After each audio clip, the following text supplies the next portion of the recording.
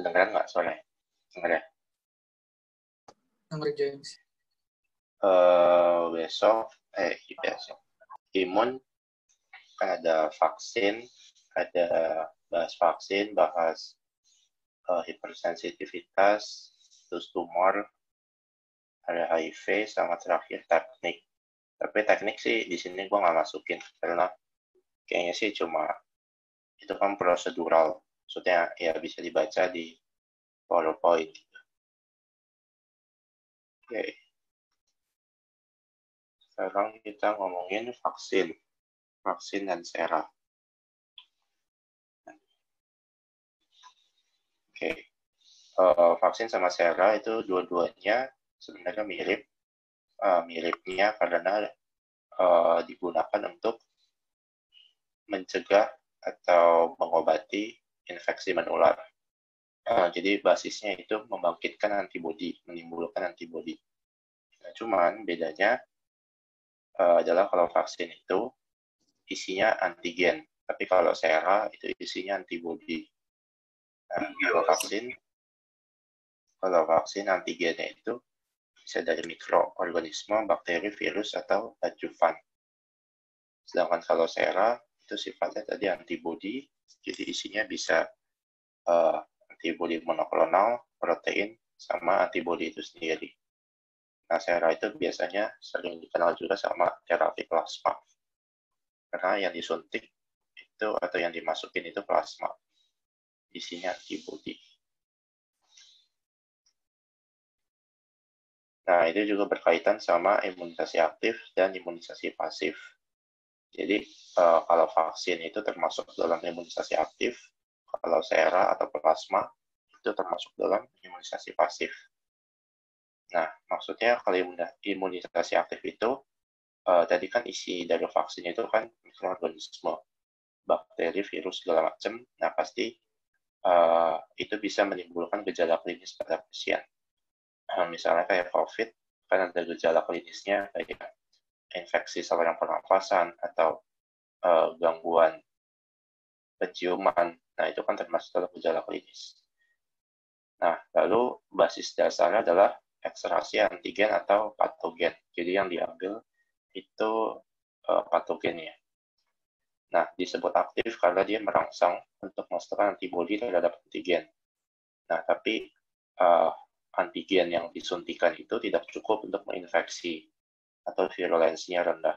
Jadi vaksin itu kan isinya antibodi, isinya antigen. Nah, antigennya itu yang disuntikan itu dalam dosis tertentu sehingga tidak mampu lagi untuk menginfeksi tubuh manusia. Jadi cuma cukup untuk menimbulkan respon dari si antibodi. Nah, terus vaksin itu ada beberapa macam. Ada 5 macam. Yang pertama itu adalah isinya bisa keseluruhan dari si organisme, baik bakteri, virus, maupun yang lainnya. Itu nanti dibagi lagi jadi attenuated atau yang dilemahkan atau yang dimatikan. Nah, terus yang kedua ada juga dari makromolekulnya. Makromolekul si patogennya diambil. Terus bisa juga yang ketiga dari DNA atau dari substansi genetik. Yang keempat bisa juga dari peptida atau protein. Dan yang terakhir itu multivalen. Jadi beberapa sedikit-sedikit diambil dari bagian patogennya, terus dibikin ke dalam vaksin. Nah, vaksin itu berfungsi untuk profilaktik sama terapeutik. Terapeutik itu nanti biasanya hubungannya ke vaksin tumor atau kanker. Terus kalau yang imunisasi pasif atau sera atau plasma itu berupa transfer antibodi antar pasien. Jadi kayak misalkan sekarang kalau COVID ada terapi kalau misalkan orang yang sudah sembuh dari COVID itu diambil plasmanya, antibodinya terus ditransfer ke pasien yang sekarat. Nah, tapi itu cuma boleh dilakukan dalam keadaan darurat atau kondisi klinis tertentu. Misalkan untuk orang-orang yang imunodefisiensi atau yang kronis. Tadi sudah disinggung, transfernya berupa plasma, Nah, dia bersifat pasif karena tidak merangsang pembentukan memori antibodi. Nah, jadi kan kalau vaksin itu antigennya disuntik ke dalam tubuh, menimbulkan respon memori dari antibodi. Jadi begitu diserang sama antigen yang sama, tubuh kita udah punya antibodi. Tapi kalau imunisasi pasif itu dia tidak ada memori, cuma bantuan dari luar aja. Nah, itu juga bisa juga diberikan pada kasus tertentu, misalkan gigitan laba-laba. Misalkan gigitan laba-laba beracun, itu kan waktu paruhnya itu pendek. Jadi ketika orang kegigit sama laba-laba beracun atau ular beracun, itu harus segera ditanganin. Nah, salah satunya dengan sera atau plasma. Terus ada juga botulisme atau hepatitis A dan B. Nah, ini tadi udah disinggung juga, tapi ini ada contohnya. Jadi dalam vaksin itu ada yang hidup, live vaccine, itu ada yang dilemahkan dan juga dinonaktifkan. Terus ada juga yang bersifat dari bagian antigen yang bersifat racun. Lalu ada juga dari bagian selnya, cellular fraction, sama gabungan atau multivalen. Nah, itu ada contohnya, ada smallpox itu buat cacar. Terus yang dilemahkan itu ada BCG, tifoid, ada polio, demam kuning. Ini yang paling sering sih, measles, mumps, and rubella. Ada tifus juga. Nah, ini ada contoh-contohnya. Nanti bisa dibaca. Terus sekarang adjuvan.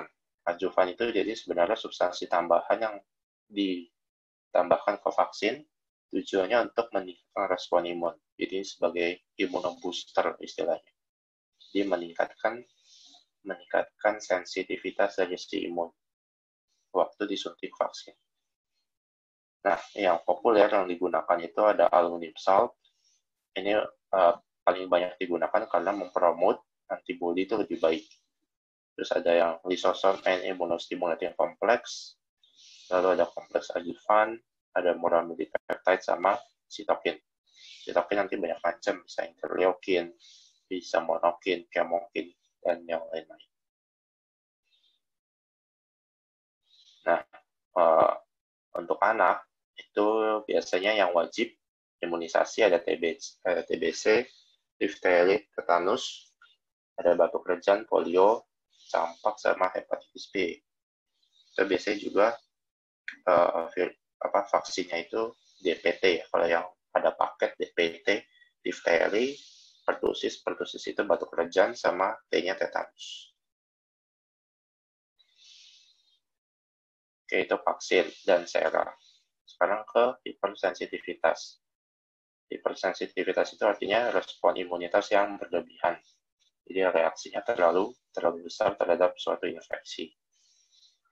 Nah, merupakan reaksi imun yang berlebihan karena terlalu sensitif sel imun. Nah, kesensitivitas dari sel imun yang berlebihan itu bisa menyebabkan kerusakan sel dan bahkan kematian.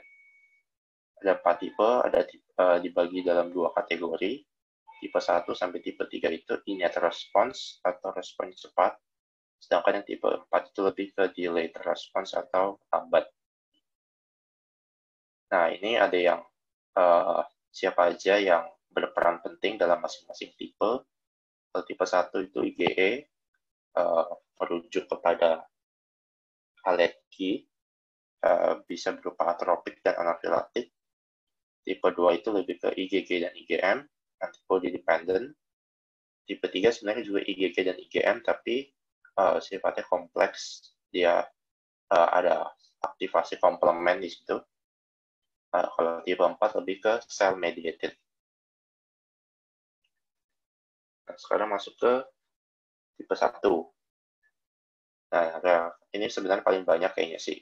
Jadi kalau misalnya kayak orang makan udang, terus merah-merah kulitnya, nah itu masuk ke tipe 1 karena itu kan yang teraktivasi adalah IgE-nya.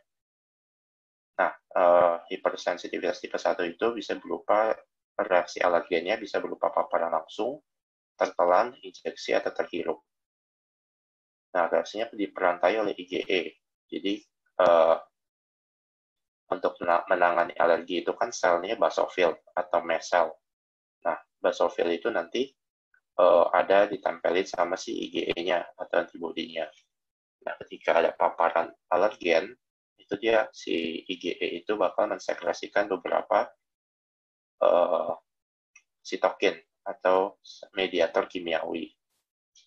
Mediator kimiawi itu ada histamin, ada leukotriene, serotonin, CFA, prostaglandin, sama PAF.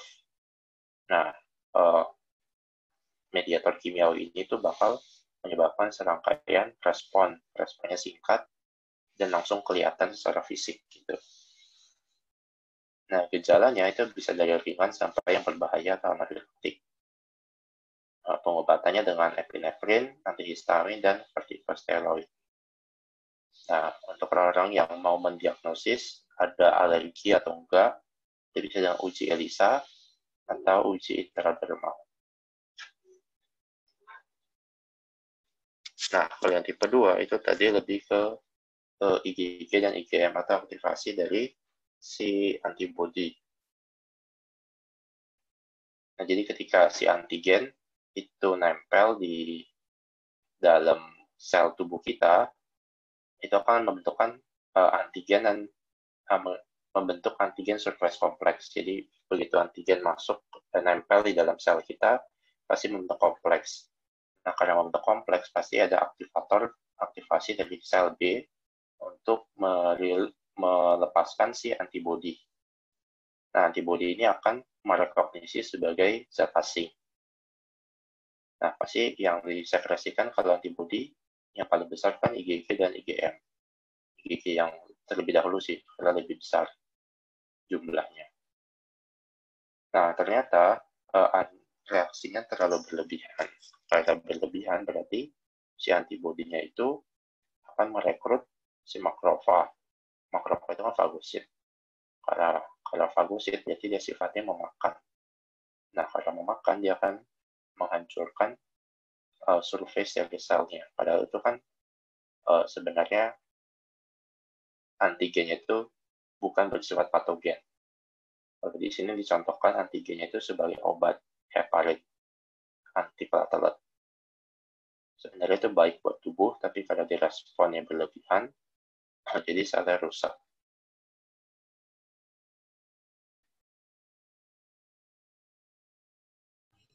Nah, kalau yang tipe 3, itu ke IgG dan IgM juga, tapi ada komplement di situ, ada sistem komplement.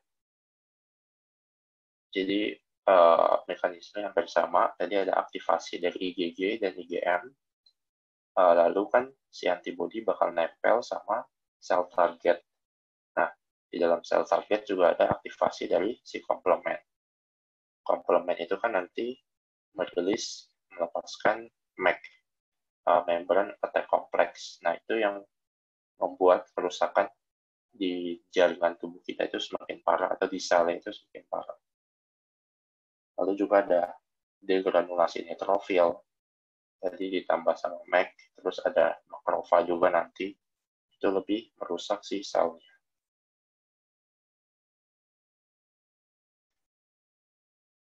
Nah, ini juga tipe 4, sekaligus untuk mereview yang tadi.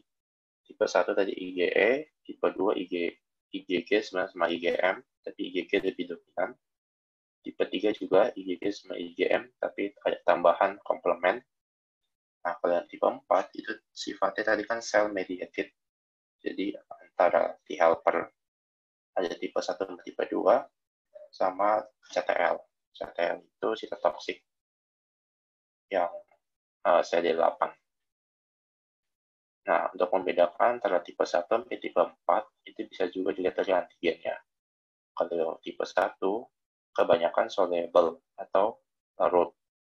Kalau yang tipe 2, bisa berupa sel surface receptor, antigennya, atau matrix associated antigen.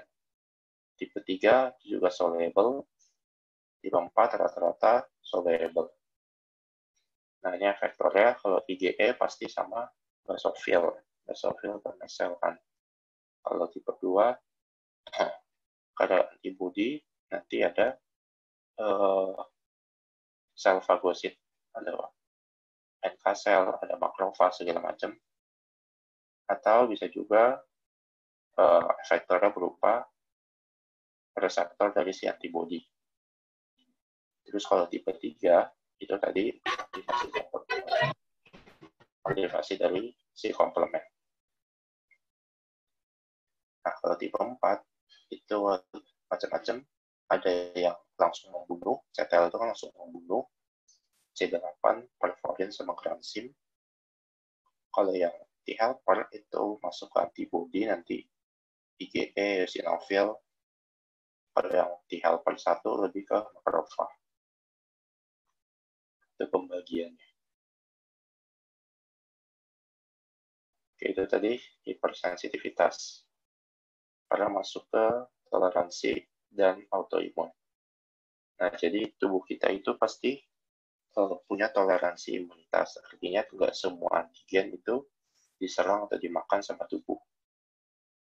Jadi, toleransi itu harus melihat responsivitas sel imun terhadap antigennya.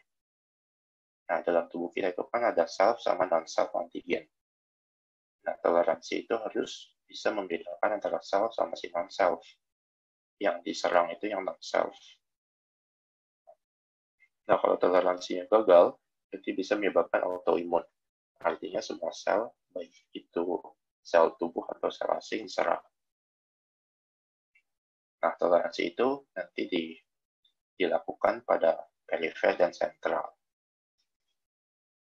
Nah, kalau sentral, ini harus diingat juga kalau sel T itu kan sentral, produksinya di bone marrow, maturasi di timus. Kalau sel B, dua-duanya di bone marrow.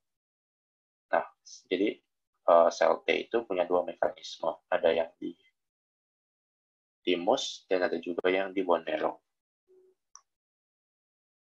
Nah, jadi begitu sel T pertama kali dihasilkan, itu akan ada seleksi positif dan seleksi negatif.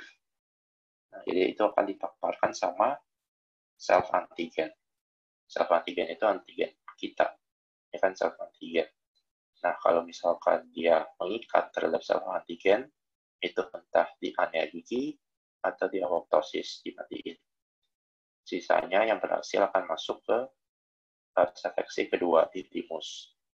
Di timus itu akan ada maturasi, nah dipaparkan sama si antigen asing. Kalau dia mengikat, itu akan diekspansi atau diperbanyak. Baru masuk ke pembuluh darah. Nah, kalau sel B itu di bone marrow, intinya sel B itu kan identik sama reseptor sel B.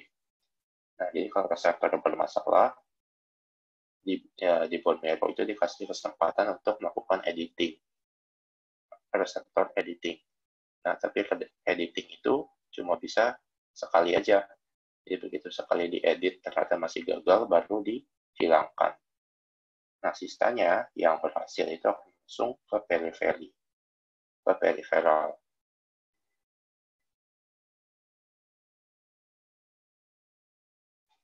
Nanti juga periferal, toleransi periferal tuh, kalau yang tadi sel T, tadi sudah dibahas juga di timus. Nah, ini lebih ke mekanismenya. Jadi ada positif sama negatif selection. Nah, di sini diuji lagi di timus. Tadi kan waktu di sentral sudah diuji di bone marrow. Begitu lulus, masuk lagi ke timus, diseleksi lagi si sel T-nya itu benar-benar siap, benar-benar mengenali si sel antigen sama non-self apa enggak. Jadi istilahnya periferal itu sebagai cross-check.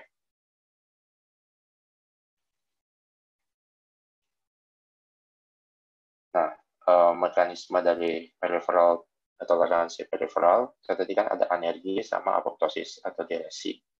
Nah, itu juga sebenarnya supresi. Supresi ini jadi ketika sel imun kita sudah selesai bekerja, infeksinya sudah hilang, nah itu harus disupresi dengan cara adanya regulator T sel atau T-regulatory. Nah, T-regulatory ini dibutuhkan untuk menghentikan proses dari imunitas, biar nggak overreaksi. Jadi harus diblok sama dia. Nah, begitu disupresi, baru sel T-nya akan berada dalam keadaan stabil, tidak mengikat sel lain. Gitu. Nah, tadi kalau toleransi gagal, itu ke autoimun. Terus kan autoimun itu kan tadi ada dua, dibagi dua macam, ada sistemik sama lokal. Sistemik itu artinya autoimunnya bisa ke berbagai macam sistem tubuh. Kalau lokal cuma di satu tempat. Nah, autoimun itu bisa terjadi pertama karena defek dari seleksi sel B dan T. Jadi seleksi, kalau sel B reseptor aditinya bermasalah, atau kalau sel T positif sama negatif selection-nya bermasalah. Nah, ketiga bisa juga defek fungsi dari T-regulatory. Jadi ketika si sel imunnya si infeksinya sudah selesai, tapi sel T-nya masih ada, masih aktif, T-regulatorinya kurang, nah sel T-nya jadi liar. Jadi memakan atau mematikan sel-sel lain yang masih sehat. Nah, ini juga berhubungan tadi kurangnya apoptosis di sel aktif yang mengenali self-antigen atau yang mengikat ke self-antigen. Nah, autoimun itu lebih ke berfokus pada peranan sel T. Kenapa lebih ke sel T? Karena kan kalau kita tahu T helper itu fungsinya untuk aktivasi sel B.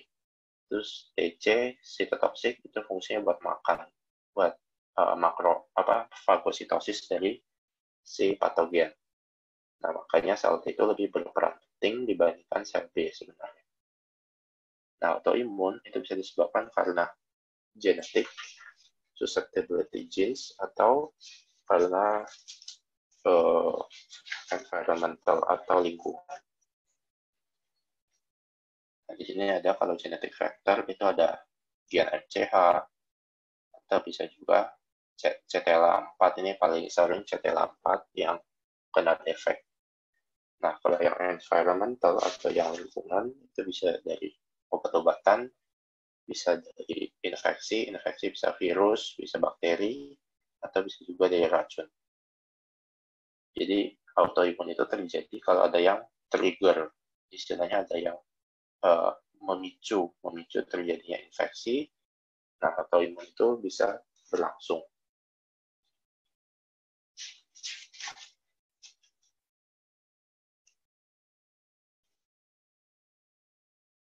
Nah, tadi autoimun itu ternyata bisa lama-lama bisa merusak jaringan. Merusak jaringan lama-lama merusak organ. Karena merusak organ lama-lama bisa kematian. Nah, jadi autoimun itu pertama bisa langsung direct binding to antigen. Jadi semua sel, semua jaringan dianggap antigen yang bersifat patogenik oleh si sel imun. Nah, dia langsung menempel di situ. Atau bisa juga melakukan aktivasi komplement. Jadi kan ini sebenarnya berhubungan sih. Kalau sudah ketempelan sama antibodi, pasti kan komplemennya teraktivasi. Nah, terus ada juga aktivasi dari CD8 itu sel T cytotoxic atau CD4 dari sel T helper. Nah, jadi tiga mekanisme ini bisa kalau terjadi overreaksi bisa menyebabkan autoimun. Nah, pengobatannya itu ada antiinflamasi. Antiinflamasi itu biasanya bisa non-steroid, bisa juga yang steroid. Yang steroid sebenarnya lebih cepat reaksi obatnya, tapi efek sampingnya lebih banyak. Terus yang kedua bisa imunosupresan, bisa radiasi, plasmafaresis, cell blocking reagen. Ini kayak contohnya yang ada AB-AB-nya belakangnya, antibodi monoklonal. Terus ada juga cytokine blocking reagen. Jadi kan salah satu pemicu dari timbulnya sistem imun itu kan karena ada sitokin.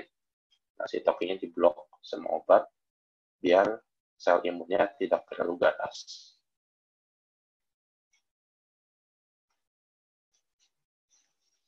Oke, sekarang tumor dan imunologi. Nah, tumor itu dan kanker sebenarnya kan mirip, bersebelahan. Tumor itu yang tidak ganas, kanker yang lebih ganas. Nah, kita sudah tahu bahwa tumor merupakan sel yang mandiri, artinya dia punya sistem sendiri, punya jalur replikasi sendiri, jalur perbanyakan sendiri, intinya dia independen. Nah, kanker itu tingkatan selanjutnya dari tumor yang jadi ganas dan menyebar ke berbagai jaringan. Misalnya ada karsinoma. Karsinoma itu bisa terjadi di berbagai macam jaringan. Ada sarkoma. Sarkoma itu lebih ke otot, tulang, leukemia, ke darah, kanker darah, atau lipoma, mieloma itu berhubungan sama nodus limfatik. Nah, suatu keadaan dinyatakan kanker ketika sudah terjadi penyebaran atau metastasis. Bisa disebabkan karena genetik atau lingkungan. Nah, kanker itu bisa terjadi karena adanya konversi dari pro-onkogen, ini fase sebelum menjadi sel kanker menjadi onkogen. Nah, ciri-cirinya misalkan perbanyakan dari CRBB2. Ini genetik, secara genetik sudah mutasi. Kalau untuk kanker ginjal dan empedu itu ada genetik CRAS, atau bisa juga translokasi kromosom di CMYC di penyakit Burkitt lymphoma. Nah, penyebab kanker itu secara eksternal bisa juga dari paparan sinar UV, bisa dari radiasi bahan kimia, bisa juga karena infeksi virus atau patogen, misalkan kayak HPV, hepatitis B, hepatitis C, itu bisa kalau virus kayak virus retrovirus itu bisa menyebabkan kanker juga. Kalau bahan kimia lebih misalkan ke radikal bebas, itu bisa menyebabkan faktor pemicu dari kanker.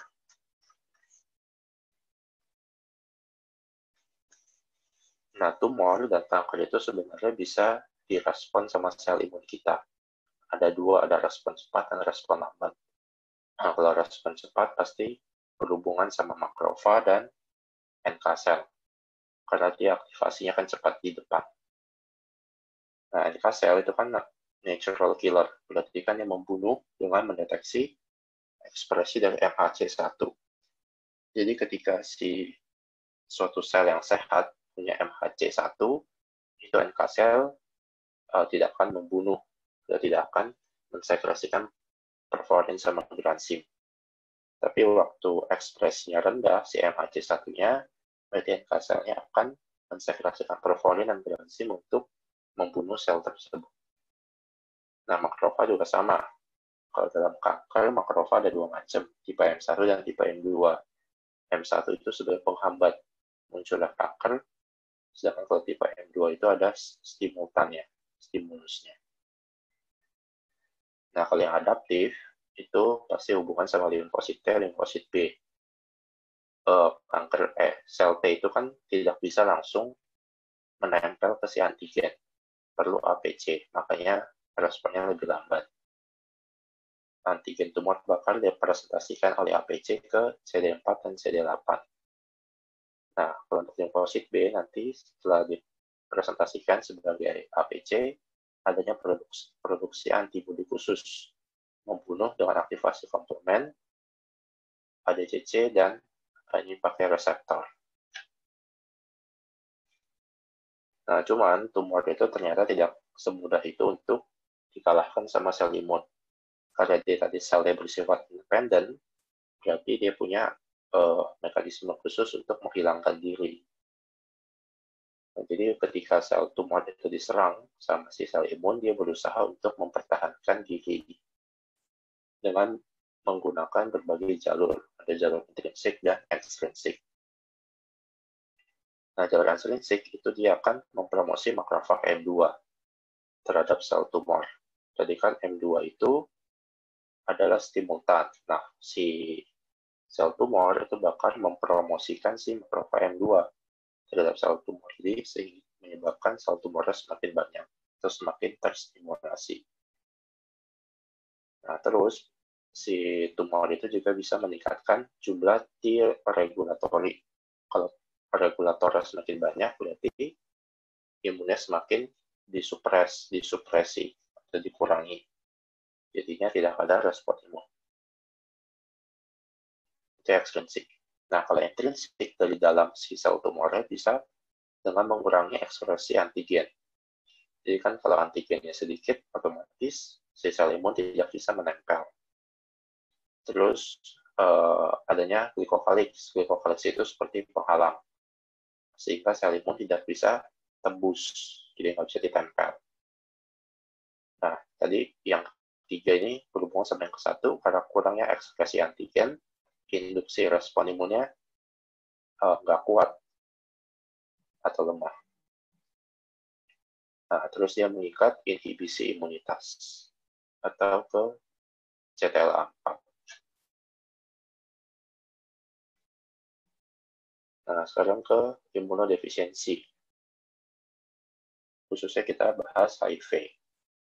Nah, secara umum, imunodefisiensi itu suatu kondisi penurunan sistem kekebalan tubuh, menimbulkan serangkaian gejala klinis dari ringan sampai mematikan.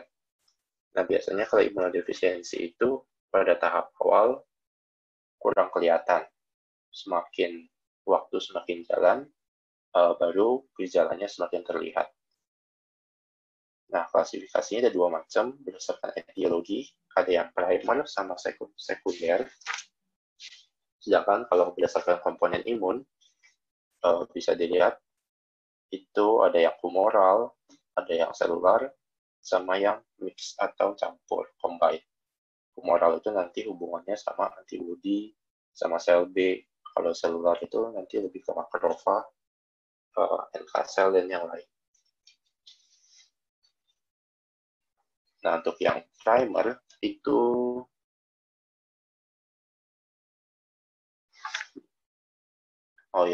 yang primer contohnya kayak PNP, purine nucleoside phosphorylase deficiency, itu defisiensi sel T sama sel D, atau XSCID, itu defisiensi dari T cell. Nah, intinya adalah bahwa imun defisiensi pasti menyerang sel T sama sel B lebih seringnya, karena kan sistem imun yang bersifat delay atau yang bersifat di belakang sel T sama sel B itu kan pertahanan lapis 2. Itu yang lebih penting sebenarnya daripada makrofag, NK sel sama yang lain. Karena sel B sama sel T itu kan fungsinya besar. Antibodi pasti untuk membunuh. Terus kalau sel T itu membunuh secara langsung, kalau sel B itu membunuh dan memberikan memori. Makanya ketika itu diserang, berarti sistem imunnya selesai. Habis. Nah, sekarang HIV dan AIDS. AIDS itu penyakitnya, HIV itu virusnya. Nah, jadi HIV AIDS itu merupakan gejala penyakit imunodefisiensi akibat infeksi dari HIV. Penularannya bisa seksual, bisa jarum suntik, pemakaian jarum suntik bersama, atau penularan vertikal, atau dari ibu ke anak. Jadi kalau ibu hamil, ibunya kena HIV, nah HIV-nya pasti menular ke anak. Nah, gejala klinis pada fase awal nggak ada, tanda-tandanya juga tidak signifikan. Nah, target utama dari HIV itu adalah CD4, pakai reseptor GP120, CCR5, dan CXR4. Diagnosis dengan ELISA, Western blotting, dan PCR. Terapinya 2, nucleoside reverse transcriptase dan nucleoside analog. Oke, sekarang kita kayaknya ini grafik juga ada di soal ya. Nah, jadi kita harus kalau ngomongin HIV, kita harus mengerti grafik ini. Nah, jadi di sebelah kiri itu yang garis biru, dan tulisannya kan garis biru itu lebih menunjukkan CD4. Menunjukkan CD4-nya. Terus kalau yang garis merah itu menunjukkan ke viral load-nya. Nah, jadi perlu diperhatikan CD4 yang normal itu kisaran 1.200, jadi katakan normal. Dikatakan tidak normal ketika sudah di bawah 800. 800 ke bawah itu menunjukkan imunodefisiensi. Nah, terus pada di sini juga ada waktunya, waktu infeksi. Ini ada minggu, 0 sampai 12 minggu. Terus tahunnya, ini ada dari 1 tahun sampai 15 tahun. Fase infeksinya. Ini ada viral load dari 10 pangkat 2 sampai 10 pangkat 7 paling tinggi. Nah, jadi pada fase awal infeksi, pastikan viral load itu tinggi. Ya dong, karena kan tubuh kita dimasukkan sama HIV yang banyak. Misalkan dari pemakaian jarum suntik bersama, nah itu kan pasti viral load-nya tinggi. Sampai ke titik puncak. Nah, otomatis karena infeksi virusnya tinggi, pada fase awal, pada fase minggu-minggu pertama, taruhlah ini sampai 3 minggu. 3 minggu, 4 minggu, imunnya sedikit turun. Sedikit turun sampai titik kira-kira di 500 CD4-nya. Nah, tapi kan tubuh kita itu berusaha melawan. Akibatnya timbul antibodi. Pembentukan antibodi secara masif pasti akan menyebabkan sedikit peningkatan dari si sel imun atau si CD4. Sedikit naik, viral load agak turun sedikit, agak turun karena akan diserang sama antibodi, otomatis ada yang mati, pasti virusnya, jadi sedikit turun. Nah, ketika fase puncak dari si viral load sudah selesai, itu nanti akan masuk ke dalam fase yang namanya latent period atau fase laten. Fase laten itu sebenarnya berbahaya karena bisa berlangsung sampai 10 tahun. Fase laten itu bisa sampai 10 tahun. Nah, fase laten itu artinya bahwa jumlah dari si sel CD4 sama viral load-nya itu hampir sama. Jadi itu yang tidak menimbulkan gejala klinis. Jadi tadi kan setelah si antibodinya atau CD4 yang mulai naik, viral load-nya mulai turun, nah lama-kelamaan itu sebenarnya CD4 itu mulai diserang kembali sama si virusnya.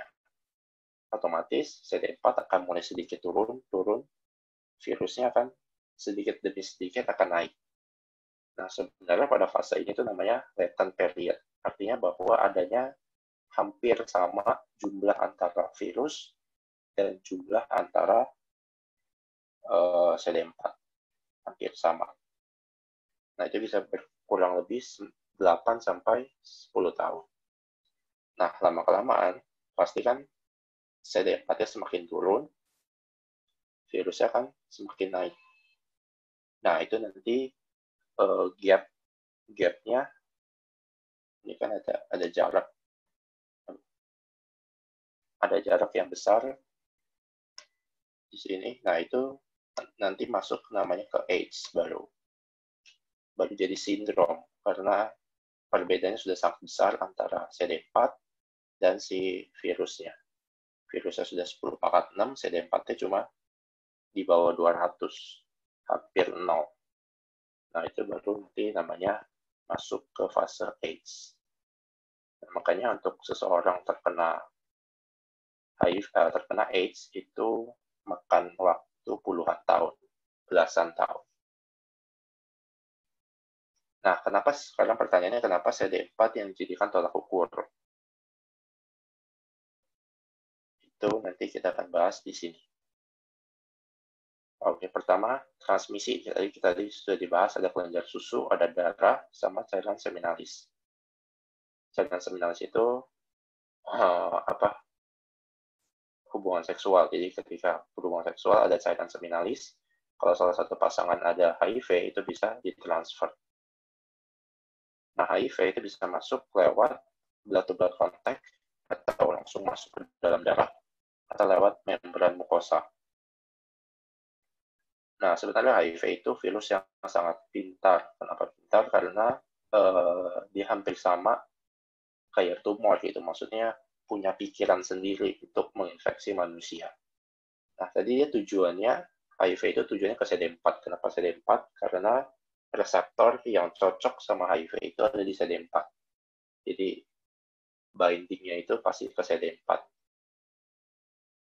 Nah, untuk yang blood-to-blood contact, yang harus dibahas, pastikan langsung masuk ke dalam darah, HIV-nya langsung menginfeksi si CD4. Karena kan CD4 ada di dalam darah, ketemu HIV, langsung ketempelan. Nah, sekarang bagaimana kalau lewat membran mukosa? Membran mukosa itu kan perlu waktu untuk masuk ke dalam darah.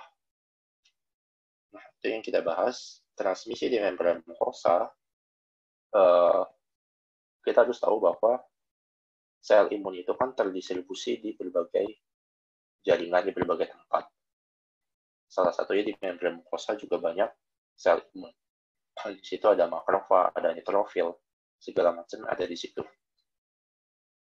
Nah, salah satunya yang tidak kalah pentingnya juga adalah sel dendritik. Sel dendritik itu ada di membran mukosa. Nah, kenapa di sini yang diangkat sel dendritik? Karena sel dendritik itu penting untuk transmisi HIV di dalam membran mukosa. Nah, dendritik itu kan sebenarnya APC, antigen presenting cell. Artinya kalau di APC pasti dia fagosit, sel yang fagosit. Jadi dia ketika ada infeksi, patogen masuk, dimakan sama dendritik, lalu dipresentasikan di membran sebagai APC. Nah, dendritik itu juga sebagai istilahnya transmitter. Jadi begitu ada antigen yang ada di dalam dendritik, si dendritik itu bakal kasih laporan ke sel T di nodus limfa. Dia bakal kasih laporan ke sel T bahwa ada infeksi virus ini. Nah, baru nanti sel T bekerja produksi T helper sama sitotoksik. Nah, itu fungsi dendritik. Jadi dia sebagai unit laporan. Nah, si HIV kan itu kan dimakan sama si dendritik. Dimakan, lalu dibawa ke si sel T. Baru sel T bereaksi. Nah, ternyata HIV setelah melihat mekanisme si dendritik, itu dia istilahnya berpikir bahwa harus si HIV-nya harus bisa mengkelabui si dendritik biar nggak melakukan proses itu. Nah, untuk mengkelabui si dendritik, si HIV itu tidak akan terfagosit oleh si dendritik. Jadi si HIV itu cuma nempel di permukaannya permukaannya dendritik tanpa terfagosit oleh si dendritik. Jadi HIV-nya istilahnya cuma numpang di si dendritik. Nah, habis dia numpang ke dendritiknya itu bakal pergi ke nodus limfa tadi. Nodus limfa kan itu kumpulan dari sel T ada di situ, ada di nodus limfa. Nah, begitu sampai di nodus limfa, si HIV-nya lepas dari dendritik, langsung menginfeksi si CD4-nya atau T helper. Itu sebenarnya cukup cerdas gitu loh virusnya. Bisa mengkelabui proses dari si dendritik dengan cara cuma numpang tanpa termakan gitu. Nah, itu yang berbahaya karena infeksinya akan semakin cepat kalau si HIV sudah melakukan proses tersebut. Nah, tadi penempelannya itu dengan endositosis. Jadi cuma nempel sedikit ke si dendritik, cukup untuk membawa dia ke nodus limfa. Gitu. Nah, ini setelah ceritanya sudah di nodus limfa, kan banyak nih HIV pada berkumpul di nodus limfa, masuk ke CD4. Nah, dia bakal masuk ke CD4 melakukan reverse transcription atau transkripsi balik. Nah, si HIV itu kan sebenarnya tipe RNA. Virusnya tipe RNA. Nah, tapi dia melakukan proses transkripsi balik. Artinya dia dari RNA masuk ke DNA. Jadi menjadi dari RNA ini single strand langsung masuk ke DNA. Nah, DNA itu kan adanya di inti ya, inti sel. Nah, dengan enzim integrase dia masuk ke dalam inti, bergabung sama DNA kita, DNA dari CD4. Bergabung, nah setelah bergabung otomatis kan ketika si host DNA-nya melakukan replikasi, bakal ada informasi genetik dari si HIV. Nah, otomatis nanti bakal terbentuk viral proteinnya. Bagian-bagian dari HIV-nya terbentuk, setelah itu tergabung, baru keluar menjadi virus baru. Nah, ini proses sangat cepat.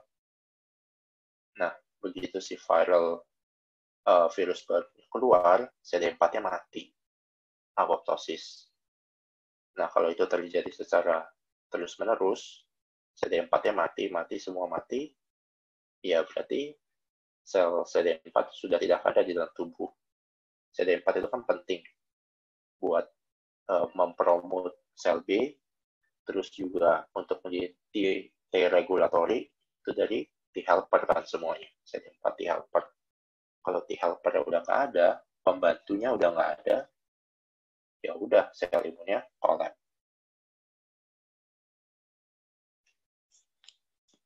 Nah, untuk mendiagnosis HIV itu sebenarnya cukup susah juga, karena pada minggu-minggu pertama itu ada lonjakan antibodi dan lonjakan viral load-nya pasti besar.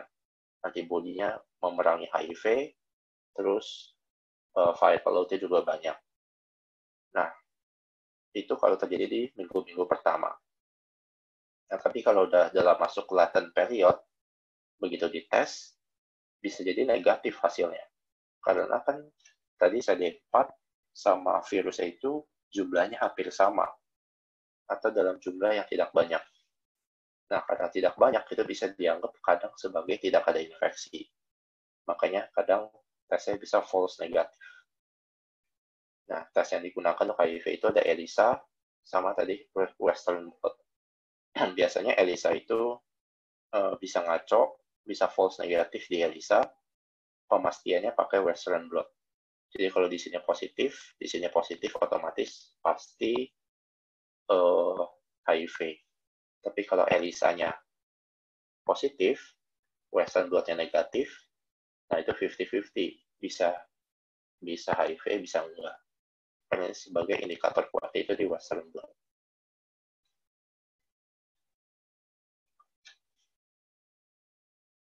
Oke, jadi cukup sekian. Mungkin lebih baik, lebih banyak pertanyaan